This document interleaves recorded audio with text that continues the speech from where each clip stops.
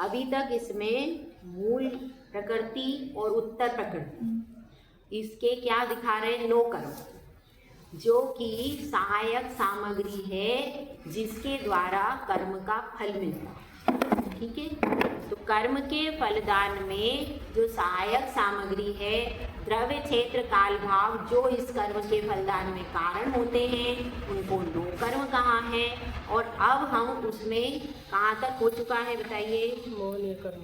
मोहनीय कर्म में अनंतानुबंधी, अप्रत्याख्यान, प्रत्याख्यान और संजुलन, ये भी हो चुका है। अब इसके बाद क्या बचा है? माता जी सुबह वो बताया अपने अपने शास्त्र के योग्य, अपने अपने योग्य शास्त्र के अनुसार हो। तो आपको बताया ना, अपने अपने योग्य कैसे बताया? प्रत्याख्यान कषाय के जो कारण हैं, जो उनके योग्य शास्त्र है, उनके योग्य काव्य है, नाटक है, बताया ना मैंने आपको। देश संयम में किसमें से पूछ रहे हो आप? देश संयम के लिए। हाँ, देश संयम के लिए घातक, जैसे कि सप्त व्यसन के शास्त्र हैं, 5 पापों को करने वाले शास्त्र हैं, उसको पढ़ के देश संयम में प्रवृत्ति होगी क्या? नहीं। तो उसके जो सहायक सामग्री, मतलब उसको करते, उसके द्वारा अप्रत्याख्यानावरण कषाय के सहयोगी हो जाते हैं। उसके कारण अप्रत्याख्यानावरण कषाय का क्या हो जाता है? उदय आने में कारण बनेगी, और उसके द्वारा आपके संयम लेने के भाव ही नहीं होंगे। अगर आप सप्त व्यसन वाले उपन्यास पढ़ोगे, वैसी फिल्में देखोगे, 5 पापों वाली सीरियल देखोगे, तो आपके क्या संयम लेने के भाव बनेंगे कि असंयम के बनेंगे? इसलिए वो सब वैसे शास्त्र, अब आजकल वो उसमें शास्त्र लिखा है किताब में, लेकिन आजकल वो पिक्चर्स चल रही है, मोबाइल चल रहा है, मोबाइल में तरह के गेम चल रहे हैं, तरह तरह की नाटक चल रहे हैं, जिसमें क्या बताते हैं? एक स्त्री के क्या है, 4 पति हैं, ऐसी पिक्चर्स आती है, सीरियल्स आते हैं। तो उसको देख करके क्या कोई शिव का पालन करेगा क्या? वैसे ही यही करता है। तो उससे क्या होगा? और सप्त व्यसन के पे आधारित पिक्चर्स हैं, उसको देखकर मन में विकार आता ही है, आपका मन शुद्ध नहीं रहेगा। इसलिए क्योंकि क्या होगा? उससे आपके अप्रत्याख्यानावरण कषाय का क्या होगा? उदय आने में वो निमित्त बनेंगे, फिर आपके मन में वही सब चलता रहेगा, अशुद्ध परिणाम बनते रहेंगे। तो कभी भी 5 पापों के त्याग करने के, सप्त व्यसनों का त्याग करने की भावना ही नहीं रहेगी, अणुव्रत का धारण करने की भावना नहीं। तो फिर जब अणुव्रत का धारण नहीं कर पाओगे तो अप्रत्याख्यान कषाय उदय में रहेगी। समझ में आया? इस तरह से अप्रत्याख्यानावरण कषाय जो है वो उसके सहयोगी है ये सब। और प्रत्याख्यानावरण कषाय का क्या बताया था? प्रत्याख्यानावरण कषाय में क्या होता है? देश अप्रत्याख्यान में देश संयम धारण नहीं कर सकता, उसको देश संयम को घात करती है। और प्रत्याख्यानावरण कषाय का क्या करती है? सकल संयम का घात करती है। सकल संयम। तो उसके सहयोगी क्या है? ऐसे शास्त्र जिसमें लिखा है मुनि नहीं, मुनि पंचम काल में मुनि नहीं होते हैं, पंचम काल में संयम धारण नहीं करना चाहिए, संयम से कर्मों की निर्जरा होती ही नहीं है, इससे तो घर में बैठ जाओ, घर में कर लो। अरे क्या करोगे? मुनिराज तो मिथ्या दृष्टि होते हैं, पंचम काल में मुनिराज मिथ्या दृष्टि होते हैं, श्रावक शुद्ध सम्यक दृष्टि। ऐसी मान्यता है कि नहीं? है कि पंचम काल में मुनि नहीं बनते, जो बनते हैं सो मिथ्या दृष्टि होते। ऐसी जो मान्यता का प्रचार प्रसार कर रहे हैं, जो ऐसे भाषण कर रहे हैं, और जो ऐसे शास्त्रों में लिखा हुआ है, और जो प्रतिपल मुनि आरिका आदि संयमी जीवों के दोष निकाल के उनकी निंदा करते रहते हैं, अरे वो तो ऐसा होता है वैसा होता है, उसी की निंदा के पुराण वाँचते रहते, उनके पास में अपन बैठेंगे तो क्या कभी मुनि बनने के भाव बनेंगे? भी नहीं बन सकते। तो इसलिए भले ही वो लोग शुद्ध भोजन करते, अष्टमूर्धों का पालन भी कर लेते, रचना आदि का पालन भी कर लेते, लेकिन उसके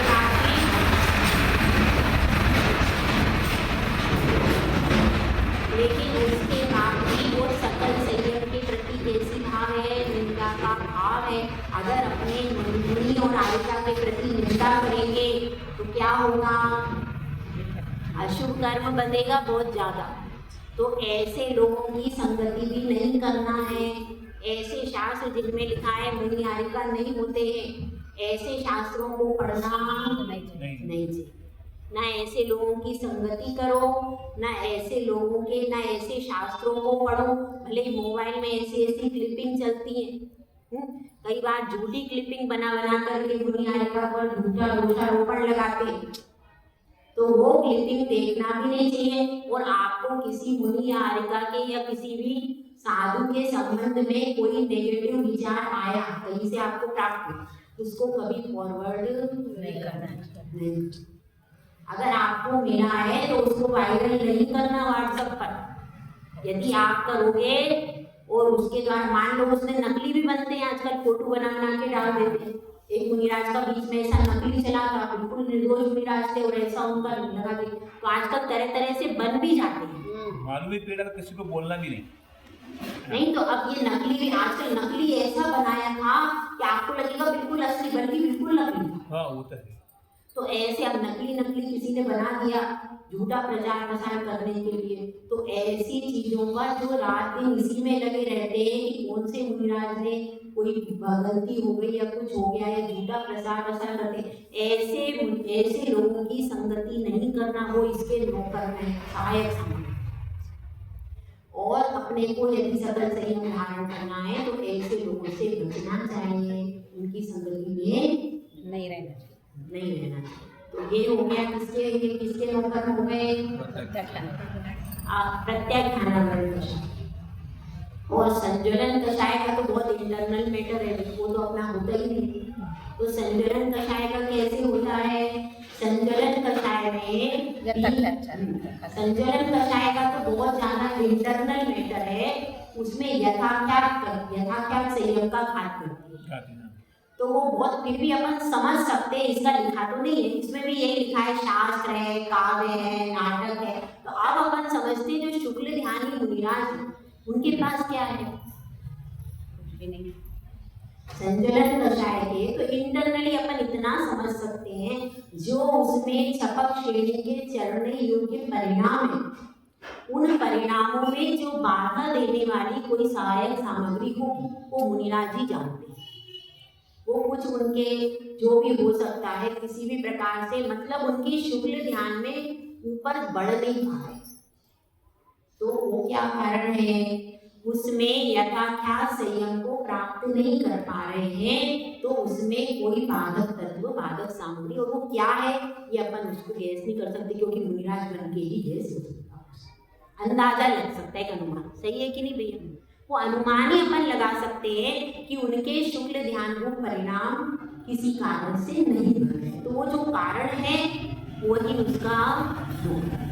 ठीक है, तो इसमें क्या है, बहुत ज्यादा संक्षेप में दिया। मैंने बहुत कोशिश की आप लोगों को समझाने की, इसको डिटेल करके, इसमें सिर्फ एक लाइन में दिया।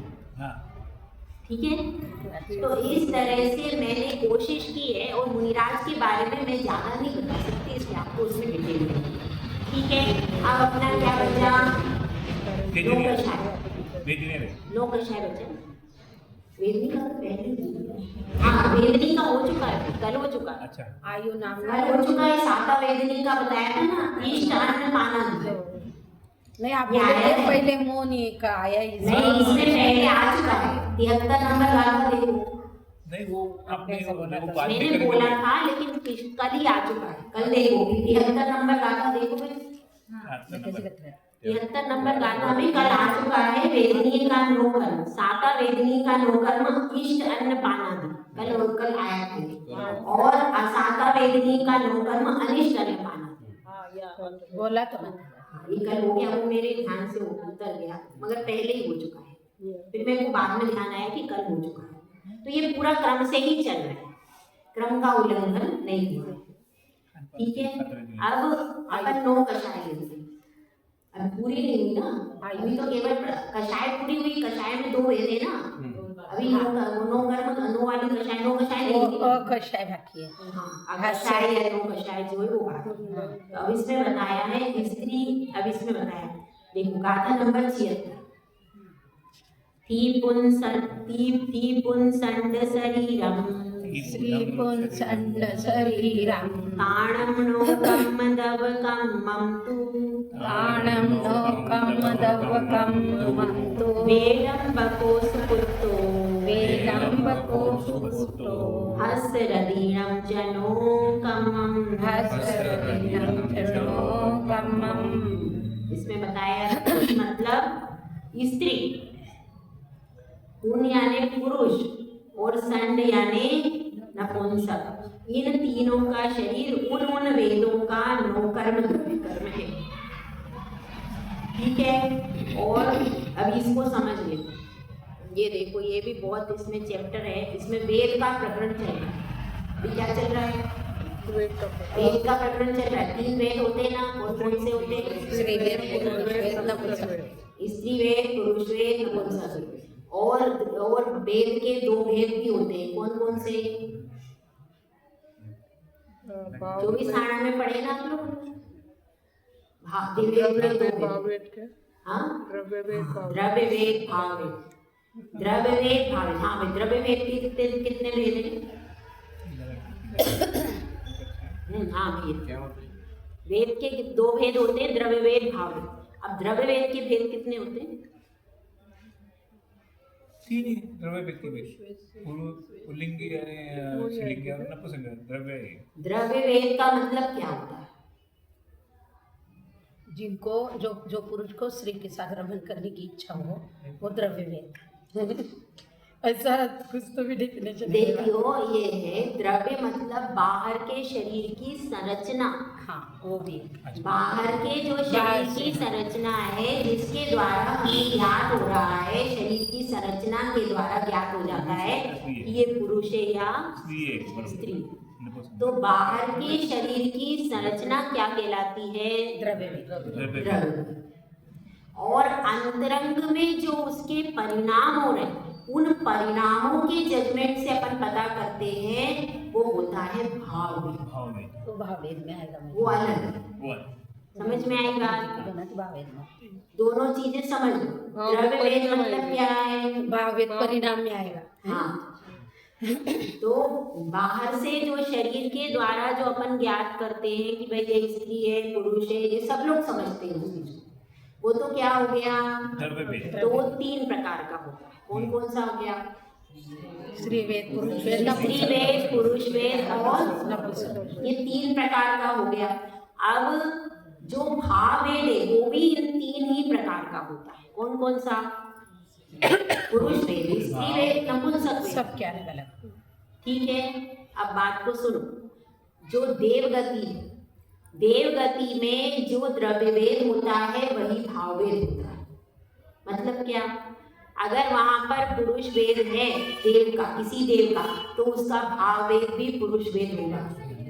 ठीक है, उसके बाद स्त्री वेद है किसी का, किसी देवांगना का, तो उसका भाव वेद भी स्त्री वेद होगा। नरक में क्या व्यवस्था है? नरक में एक ही द्रव्य वेद होता है, एक ही भाव वेद होता है। नपुंसक द्रव्य वेद और नपुंसक भाव वेद। इनमें कोई मगजमारी नहीं है। मगजमारी कहाँ है?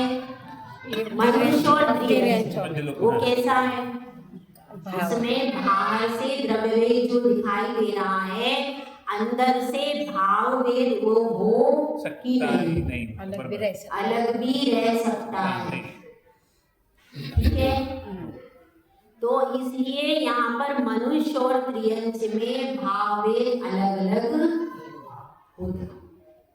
ठीक है, एक जीव का ऐसे हो सकता है कि बाहर से पुरुष का शरीर दिखाई दे रहा, लेकिन अंदर से उसके परिणाम स्त्रियों जैसे बार बार वो श्रृंगार करता है, स्त्रियों के जैसे चलता है, स्त्रियों के जैसे नृत्य आदि में उसकी प्रवृत्ति, मतलब कुछ ऐसे आपको दिखते हैं। बाहर से पूरा पुरुष जैसा ही शरीर है, उसमें कोई अंतर नहीं है, लेकिन प्रवृत्ति कैसी हो रही है?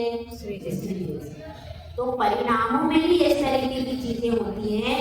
और नपुंसक तो कोई पुरुष है और वो द्रव्य से नपुंसक भी हो सकता है, स्त्री भी हो सकता है और पुरुष भी हो सकता है। लेकिन जन्म से भाव वेद जो जन्म से हुआ वही जीवन भर रहता है, उसमें चेंज नहीं होता, अलग अलग बदलने वाली चीज नहीं है।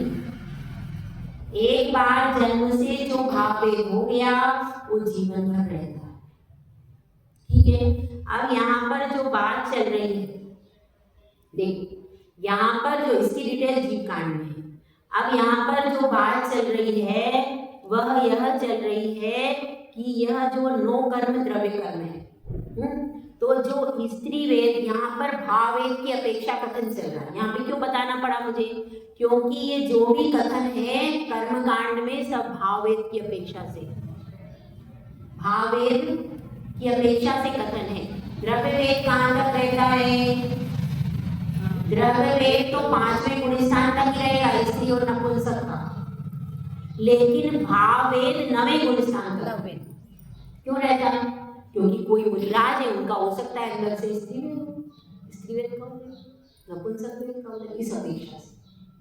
बाकी स्त्री का तो काम कहाँ तक, द्रव्य वेद का 5वें गुण स्थान के आगे वो जाएगी, तो द्रव्य वेद की अपेक्षा तो वही रहेगा।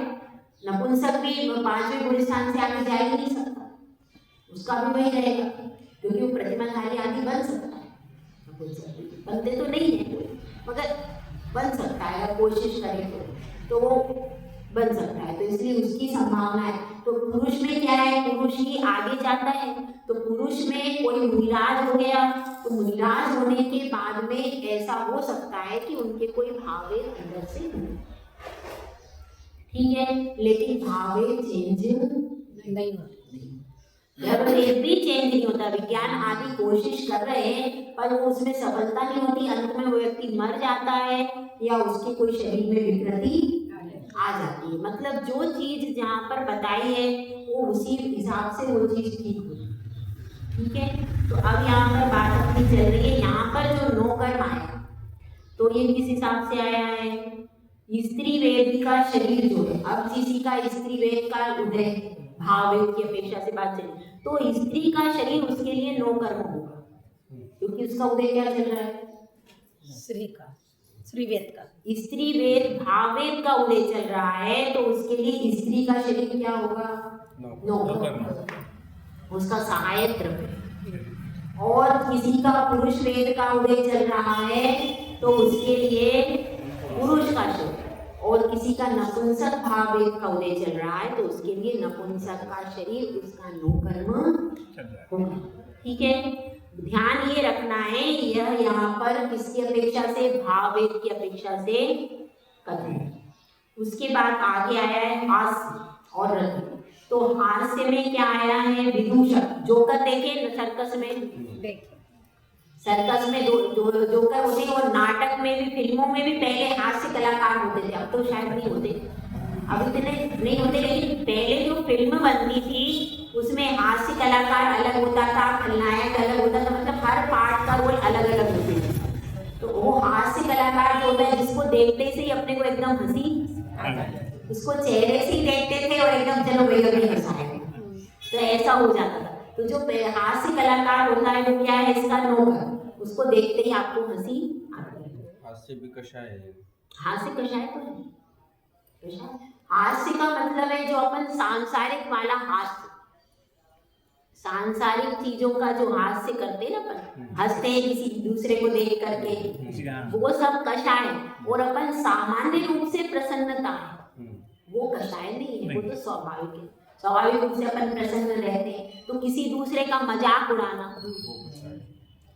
हास्य कषाय। जैसे वो विदूषक को देख के, जोकर को देख के अपन हंसते हैं उसकी एक्टिविटी से, तो वो क्या है, किसी दूसरे को देख करके हंस रहे हैं उसकी हरकत में, तो वो तो कषाय है। लेकिन अपन स्वाभाविक रूप से प्रसन्न रह रहे हैं तो वो कषाय नहीं, वो अपना स्वभाव, आनंद जो है वो अपना नेचर है, वो तो हास्य कषाय, आनंद कषाय नहीं, वो नेचर है। तो ये अपन जो स्वाभाविक रूप से प्रसन्न, भाई अपने आत्मा में अपन खुश हैं और किसी के खुशी में खुश हो रहे हैं, कोई किसी को खुश देख करके खुश हो रहे हैं, अगर अपन चलो भाई क्या हुआ, क्या अच्छा हुआ, मैंने ये देखो, मैंने ये पाठ याद कर लिया, अच्छा बहुत अच्छी, अपन खुश हो गए, अपन ने मुस्कुरा दिया, कोई दिक्कत नहीं।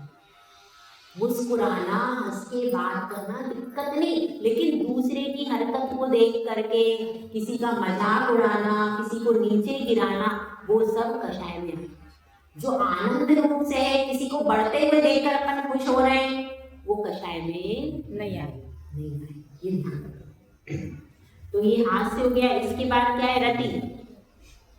रति में क्या है? रति का नौकर्म है सुपुत्र। रति मतलब प्रेम।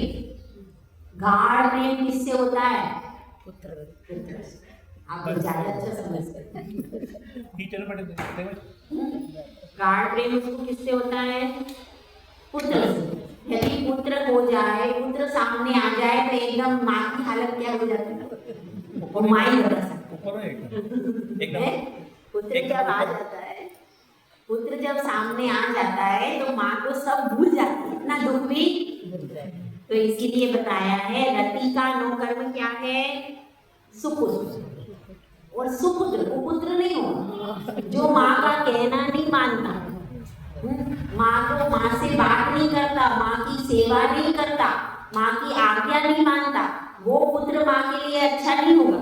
लेकिन वह पुत्र जो उसके कहने पर चलता है, उसकी सब बात मानता है, धर्म करता है, तो अच्छा पुत्र, वो सुपुत्र किसका नौकर्म हो गया? रति का। कषाय के बारे में बात चल रही ना, स्त्री, पुरुष, नपुंसक, 3 वेद हो गए, और अब हास्य से रति, ये 2 हो गए। तो हास्य का नौकर्म क्या बताया था? विदूषक, या जोकर को विदूषक बोलते हैं। हास्य कलाकार, उसको यहाँ इसमें विदूषक बोला। तो विदूषक मतलब अपन हिंदी में क्या समझते हैं? हास्य वाले कलाकार या जोकर। और सुपुत्र किसका है? रति का, क्योंकि सबसे ज्यादा प्रेम किससे होता है? सुपुत्र से। तो यदि सुपुत्र आ जाता है तो उसको कितना उससे प्रेम होता है? तो वह रति का नौकर्म है सुपुत्र। अब इसके बाद देखो आ रहा है, अभी कषाय बची है ना, नो कषाय। हाँ, अभी एक और ले लेते हैं 77 नंबर की कहानी।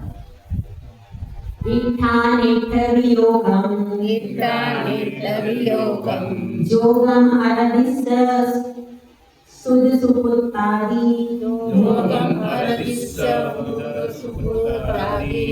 सोगस्य सिंहादि निंदित दर्पम च भय जुगले।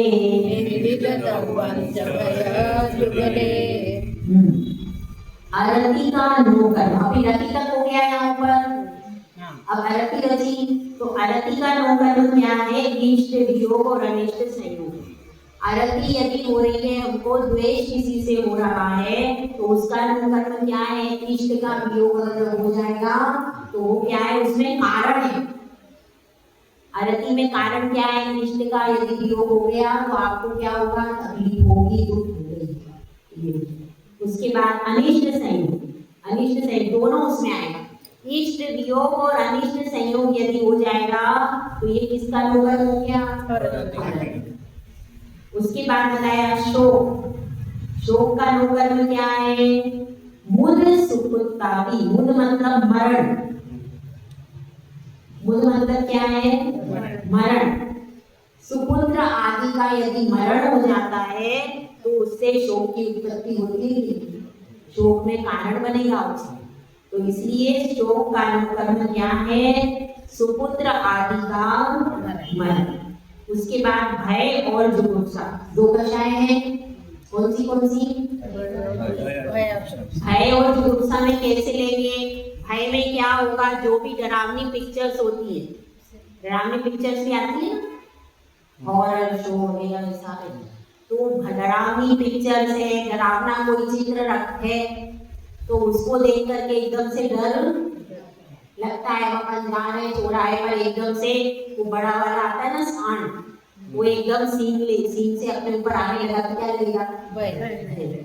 तो ऐसी कोई घटना घटती है, एकदम से अपन जा रहे हैं, एकदम से ट्रक सामने से आ रहा है, बिल्कुल अपन बचने की कोशिश कर रहे हैं तो भी वो अपनी तरफ आ रहा है। तो ये सब चीजें क्या उत्पन्न करेंगी? भय उत्पन्न करेंगी। तो इसी तरह से इसमें क्या है? भय का नौकर्म क्या है? सिंह तो कभी मिलता ही नहीं है। आप कहोगे तो वो शेर कहाँ मिलेगा? तो शेर तो नहीं मिलता, पर ऐसी घटनाएं मिलती है कि अपन जा रहे हैं, कहीं कोई गाय आ जाती है, गाय सिंह मार देती है, या अपने को भय लगता है, भाई कोई सांड भी खड़ा है एकदम तो दौड़ने लगता है, तो फिर अपन और कुत्ते का भी रहता कुत्ते का भी रहता है, कोई कुत्ता भी अगर काटने को आ जाए तो उससे भागते हैं। तो इस तरह से भय के और कोई भयानक चित्र यहाँ पर जैसे लगा हुआ है तो उसको देखकर एकदम से, और लाइट बंद है तो एकदम से क्या होगा, डर जाएंगे। और जो भयानक पिक्चर्स होती है वो हॉरर शो वाली, उनको देख करके भी भय की उत्पत्ति होती है। तो वो भय का कारण है, भय का नोकर है, भय कषाय। उसके बाद आई जुगुप्सा। तो जुगुप्सा जो कषाय है उसका नोकर क्या है, घृणा योग्य वस्तु, जिसको देख करके घृणा उत्पन्न होती है। जैसे कहीं पर विष्ठा आदि पड़ी हुई है तो आपको उस स्थान पे बैठोगे क्या? तिरंज का प्राणी मरा हुआ है, हाँ वो भी है। रियंज भी, यदि कोई प्राणी मरा हुआ है उसके शरीर से बहुत दुर्गंध आ रही है, आपको कहेंगे इधर रुक जाओ, आप लोगों की क्या घृणा योग्य वस्तु, वो उसका नोकर है। किसका? जुगुप्सा। और कोई व्यक्ति भी ऐसा होता है बहुत ज्यादा क्रूर है, उसके शरीर से बहुत दुर्गंध आ रही है, तो आप उसके पास बैठना, उससे बात करना पसंद नहीं। तो इस तरह से बहुत सारी ऐसी वस्तुएं जो घृणा के योग्य है, तो वह स्थान, वह त्रियंज, वह चीज अपने को कैसी लगती है, उसको देख करके घृणा होती है। ये हो गए काम तक हो गया। अरथी का क्या हुआ, इष्ट वियोग और अनिष्ट संयोग, उसका नोकर में। शोक का नोकर में क्या है, सुपुत्र का मरण, सुपुत्र का मरण हो गया। और भय का क्या है, सिंह। अभी तो अपन किताब का याद करें, वो बाकी आप समझ जाओ उससे। जुगुप्सा से घृणा योग्य वस्तु या निंदित वस्तु, जिसको देखकर एकदम क्या हो जाए, अपन घृणा से नाक में कपड़ा रख ले, भाई बदबू आ रही है, अब क्या करें। कई बार विहार भी करते हैं तो किसी का कलेवर पड़ा रहता है, इतनी दूर तक उसकी बदबू आती है, उसको सहन नहीं होगा। तो ऐसी जिसमें क्या हो जाता है, अपने को घृणा उत्पन्न हो जाए इस चीज से, तो इसको क्या कहेंगे, जुगुप्सा। जुगुप्सा का नोकर। उसी वस्तु का घृणा है तो उसी का जुगुप्सा। घृणा और जुगुप्सा एक ही तो है। नो कर्म की बात चल रही है। अब जैसे विष्ठा यहाँ पड़ी है तो आपको उसको देख करके आपके मन में क्या होगी, ग्लानि आएगी। वस्तु अगर नहीं, अगर यहाँ पर विष्ठा नहीं है तो आपको ग्लानि होगी क्या? नहीं। तो वो कारण क्या है, उस वस्तु के कारण आपको ग्लानि हुई, वो वस्तु नो कर्म, कारण। कारण को देखकर कार्य होता है, तो वो कारण था तब आपके मन में घृणा के भाव हुए। ठीक है, अब आपको चारों आयु का पढ़ना है, आगे का यही तक पढ़ ले, आगे का पढ़ लो 78 नंबर की का। सबके ये नो कर्म ही है और कुछ नहीं। निर्या उस अनिष्ठाहारो शेषाण मिट्ठ मन्नाभि गदिनो कम्मं दग्गं चौगदीनम् अवेक्षितं निर्या उस अनिष्ठाहारो। नरकायु का अनुकर्म है अनिष्ट आहार, अनिष्ठाहार अनिष्ट आहार है। शेषाणम, शेष 3 आयु का अनुकर्म। शेष 3 आयु का अनुकर्म क्या है, इष्ट अन्नादि, इष्ट अन्नादि है। शेष 3 आयु का अनुकर्म क्या है, इष्ट अन्नादि है। गदिनो कम्मम दब्बम, सामान्य गति नाम कर्म का अनुकर्म द्रव्य कर्म चारों गतियों का क्षेत्र है। इसको कैसे समझेंगे, नरक आयु का अनुकर्म क्या है, अनिष्ट आहार। नरक आयु में जो जीव चला गया उसको अब खाने के लिए क्या मिलेगा, मिट्टी मिलेगी, तो वो कैसा आहार हो गया, अनिष्ट आहार है, उसके अनुकर्म। उसका वहां पर इसके अलावा और कुछ मिलने वाला नहीं। तो शेष 3 आयु का अनुकर्म क्या है, इष्ट अन्नादि। क्योंकि नरक में कुछ भी मिलता नहीं, नहीं है, इसीलिए वहां पर सिर्फ अनिष्ट आहार मिलेगा, वो मिट्टी। बाकी शेष 3 आयु में क्या होगा? इष्ट आहार होगा, इष्ट अन्नादि, उसका क्या है? नो कर्म है। 3 आयु भी नो कर्म आएगा ना, तो नो कर्म है ना इसका। पंचतीन गति से 3 आयु में तो इष्ट आहारपन मिलता है ना, आहार आहार इष्ट आहार मिलता है। ये आयु का नो कर्म चल रहा है, आयु कर्म, हाँ तो उसमें कषाय कैसे होगा? कषाय थोड़ी है ये आयु कर्म चल रहा है, कषाय का पूरा हो गया। आयु कर्म। अब यहाँ पर आयु कर्म का नो कर्म चल रहा है, बताए ना। आयु कर्म का नो कर्म क्या होगा? तो पहले क्या हुआ? पहले नरकायु हुई, ठीक है। तो नरकायु का नो कर्म क्या हो गया? अनिष्ट आहार, क्योंकि उसमें और कोई भी चीज मिलती ही नहीं है उसको। नरकायु किस पे रहती है? नरकायु, नरकायु का कारण क्या है? अनिष्ट आहार ही करता रहता है, क्योंकि आयु का आहार दिया था ना। आयु का, जब आयु का बताया था मूल कर्म आयु में बताया था ना, आहार। हाँ बोला था मैं, आहार बोला, मुझे थोड़ा समय याद है। हाँ बोला था मैं, आयु का आहार है, देख लो। हाँ बोला ही, हाँ आयु का आहार ही बोला था मैं, बोला था ना। ज्ञानावरण, वस्त्र, दर्शनावरण, आयु का आहार, मदिरा के बाद आहार दिया। हाँ आयु का आहार ही, आहार के बल पर ही आयु रहती है, तो इस आधार पर यहाँ पर उसी में दे दिया, अनिष्ट आहार दे दिया, तो सरल है, जोड़ दिया अनिष्ट आहार। अब इसके शेष 3 आयु का नो कर्म क्या है? इष्ट अन्नादि, इष्ट अन्नपान मिलता है, ये 3 आयु का नो कर्म।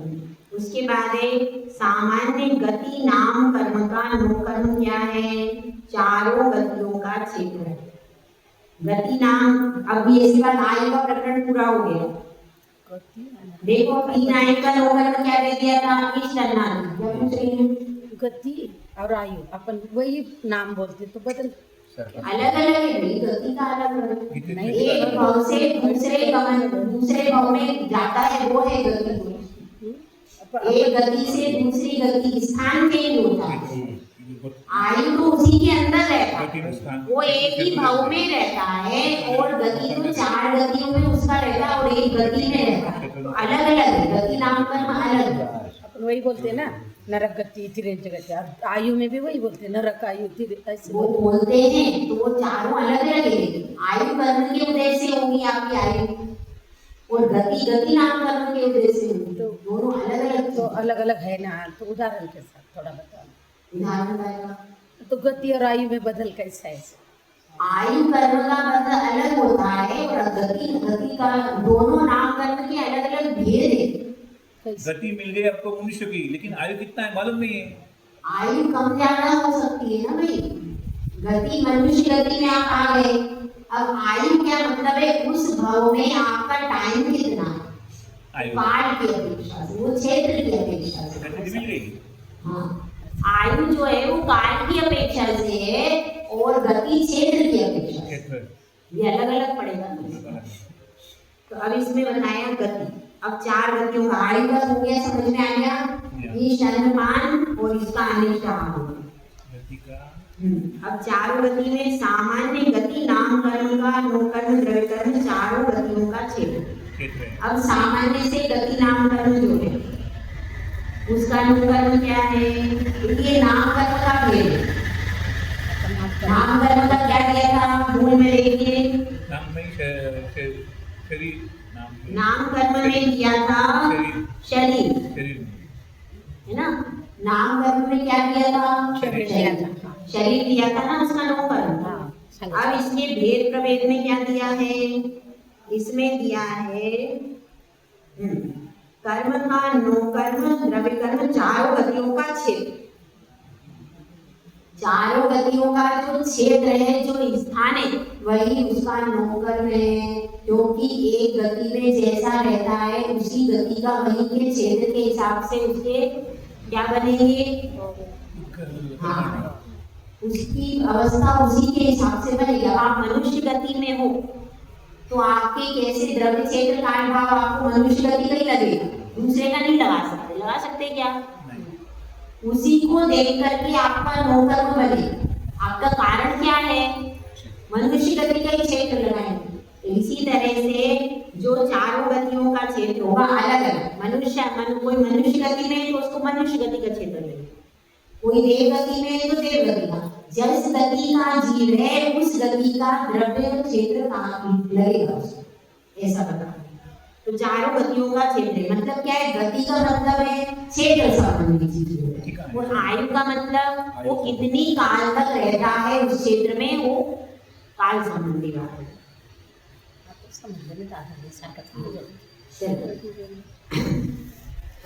कल पढ़ ले अपन, ठीक है।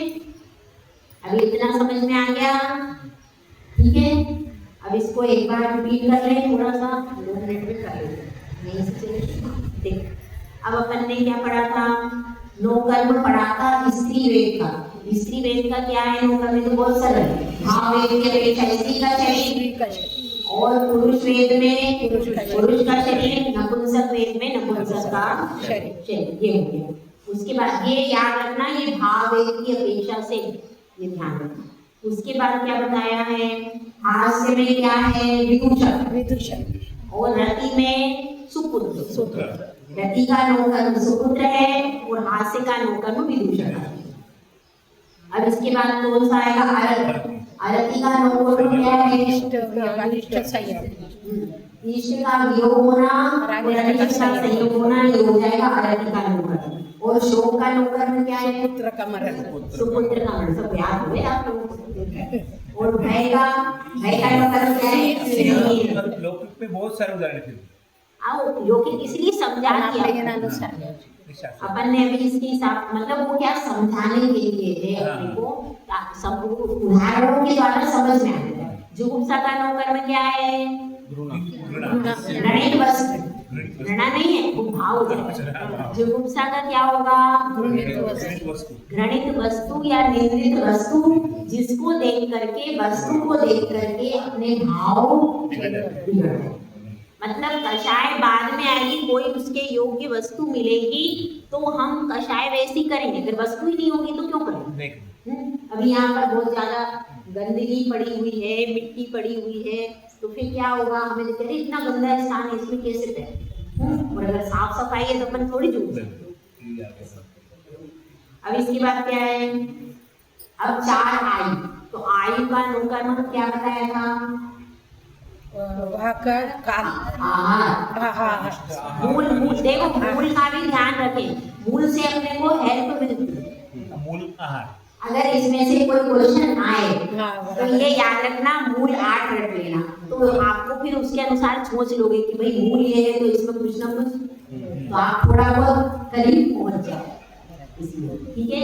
तो नरकायु का नौकर्म क्या है, अनिष्टा, और शेष 3 आयु का नौकर्म क्या है, इष्टा, क्योंकि वहाँ पर इष्टार मिलता है, नरकायु में तो मिलता ही नहीं है, तो इसलिए वहाँ पर एक ही रखा। उसके बाद अपने आगे गति, तो गति नाम कर्म का क्या बताया, वहाँ अपनी अपनी गति के योग्य क्षेत्र, शरीर नहीं आएगा, क्षेत्र है।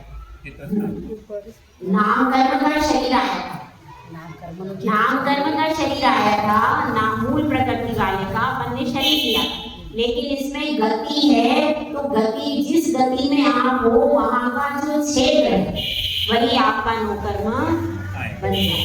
ये अलग अलग जीव जो गति के हैं उनके हिसाब से अपना अपना लेंगे, ठीक है। अब इसके बाद क्या, ये पढ़ा था आपने, नहीं ये नहीं पढ़ा, ठीक है। ये इतना अपना हो गया, ठीक है। ये समझ में आ गया सब पूरा, तो कोई दिक्कत तो नहीं है। आप ऐसे समझाते हो कि वो पाठ हो जाता क्षेत्र का एक मनुष्य आरेखंड, मृत खंड